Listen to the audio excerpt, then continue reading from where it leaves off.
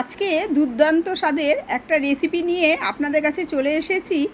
Hi friends, welcome to sister channel. Sister চ্যানেলে আপনাদের সবাইকে স্বাগত। আমার আজকের রেসিপি শাপলার বড়া। শাপলার বড়া তো আমরা অনেক রকমভাবেই খেয়েছি। এটা সম্পূর্ণ আমার মায়ের রেসিপি। আমার মা ছোটোবেলায় দেখেছি ঠিক এই রকমভাবেই শাপলার বড়া করতেন। অনেক দিন ধরে ইচ্ছা ছিল এরকমভাবে একদিন শাপলার বড়া করে আমার বন্ধুদের সাথে শেয়ার করব। আপনারা কিন্তু অবশ্যই এরকমভাবে একদিন খাবেন, খেয়ে কমেন্ট করে আমাকে জানাবেন আপনারা কেমন খেয়েছেন। এবার চলে যাচ্ছি পরের স্টেপে। এখানে আমি শাপলাগুলো নিয়েছি, শাপলাগুলোর আঁশ ছাড়িয়ে ঠিক এইরকম সাইজ করে নিয়েছি। এর মধ্যে থেকে যেগুলো একটু মোটা বড় বড় আছে সেগুলোকে আমি আলাদা করে নিচ্ছি। এবার এই টুথপিকগুলোকে আমি ভালোভাবে ভিজিয়ে রেখেছিলাম। এই শাপলাগুলোকে একটা একটা করে নিচ্ছি, নিয়ে টুথপিকের মধ্যে আমি ঢুকিয়ে দিচ্ছি।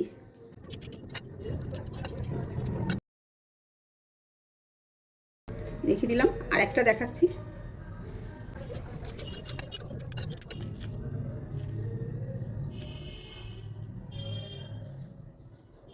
এইভাবে আমি সবগুলোকে টুথপিকের মধ্যে ঢুকিয়ে নিচ্ছি।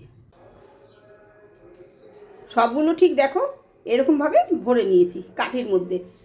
আমি গোবিন্দভোগের চাল 2 ঘন্টা আগে ভিজিয়ে রেখেছিলাম। এবার এই চালটাকে মিক্সি মেশিনের জারের মধ্যে চালটাকে দিয়ে দিচ্ছি। 3খানা কাঁচা লঙ্কা দিয়ে দিচ্ছি, স্বাদ মতন লবণ, 1 চামচ চিনি, একটু সামান্য জল দিয়ে একটা মিহি পেস্ট করে নিচ্ছি। একটা মিহি পেস্ট আমার করা হয়ে গেছে। এবারে একটা বাটি নিয়ে নিয়েছি, এই বাটির মধ্যে আমি এই পেস্টটাকে ঢেলে নিচ্ছি। এর মধ্যে দিয়ে দিচ্ছি 2 চামচ কর্নফ্লাওয়ার। চালটাকে বাটার পরে মিক্সি মেশিনে বাটিটা ধুয়ে আমি একটু জল এর মধ্যে দিয়ে দিয়েছিলাম।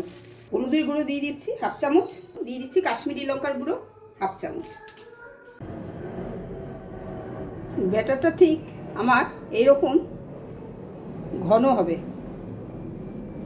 আপনারা বুঝতেই পারছেন কতটা ঘন হয়েছে। ঠিক এইরকম ঘন করে আপনারা কিন্তু ব্যাটারটা গুলবেন। আর অবশ্যই একটু টেস্ট করে নেবেন নুনটা আর মিষ্টিটা ঠিক আছে কিনা। ওভেনে একটা কড়াই বসিয়ে দিয়েছি, এর মধ্যে আমি তেল দিয়ে দিলাম। তেলটা যেই আমার গরম হয়ে যাবে, এখন আমি বড়াগুলোকে ভেজে নিচ্ছি। এভাবে ব্যাটারের মধ্যে সব ডুবিয়ে নিচ্ছি।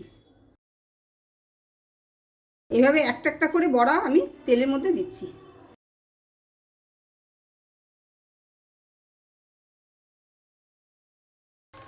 এবার এগুলোকে আমি একটু উল্টে দিচ্ছি।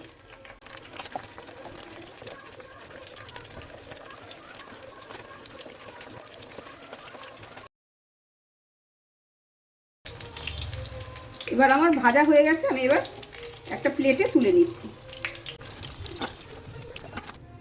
এবার আরও যেগুলো ছিল সেগুলো আমি আবার ভেজে নিচ্ছি।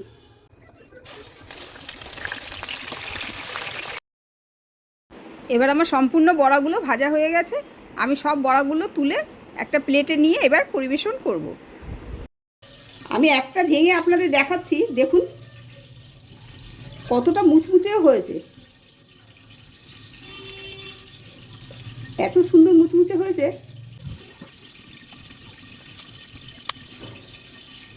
একদম এত সুন্দর খাস্তা আর এত সুন্দর মুচমুচে হয়েছে।